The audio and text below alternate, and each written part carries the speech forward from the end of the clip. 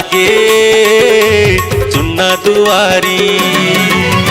हे गुरु घासी सच्चे पुजारी, तोर बिना लागे सुना दुआरी, आके तुर महिमा दिखा देवो, आके तुर महिमा दिखा दे हो, आके तुर महिमा दिखा देना, आके तुर महिमा दिखा दे हो, आके तुर महिमा दिखा देना।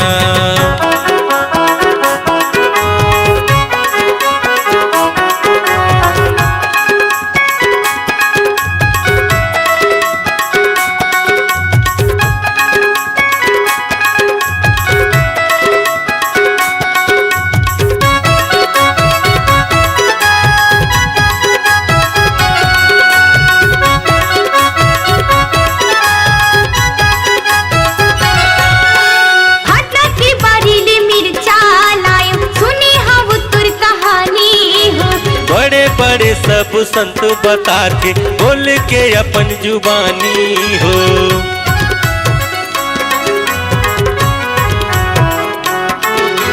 भाटा की बारीले मिर्चा लाए सुने हम तुर कहानी हो।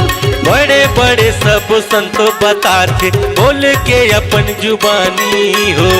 गुरु घासी सच्चे पुजारी, तोर बिना लागे चुन्ना दुआरी।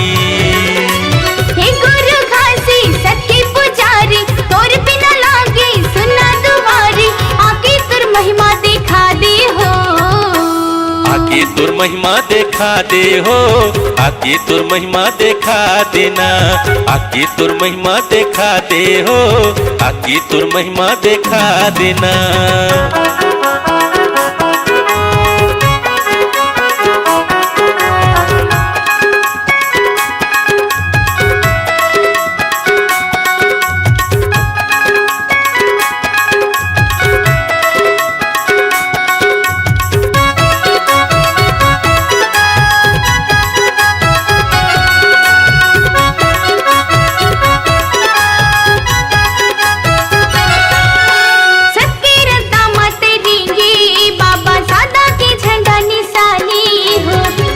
बरोबर ते सबला जाने रखे सब बोले मितानी हो,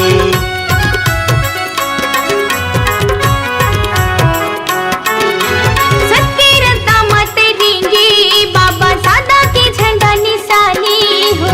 एक बरोबर ते सबला जाने रखे सब बोले मितानी हो।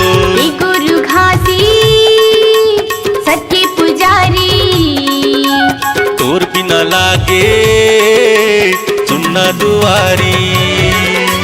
हे गुरु घासी सच्चे पुजारी, तोर बिना लागे सुना दुआरी, आके तुर महिमा दिखा दे हो, आके तुर महिमा दिखा दे हो, आके तुर महिमा दिखा देना, आके तुर महिमा दिखा दे हो, आके तुर महिमा दिखा देना, आके तुर महिमा दिखा दे हो, आके तुर महिमा दिखा दे हो।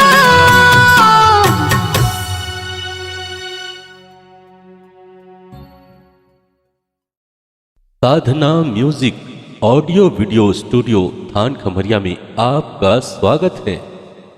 यदि आप अपनी आवाज को एक नया आयाम देना चाहते हैं और नाम कमाना चाहते हैं संगीत की दुनिया में, तो आज ही कॉल करें। हमारा नंबर 7000923780।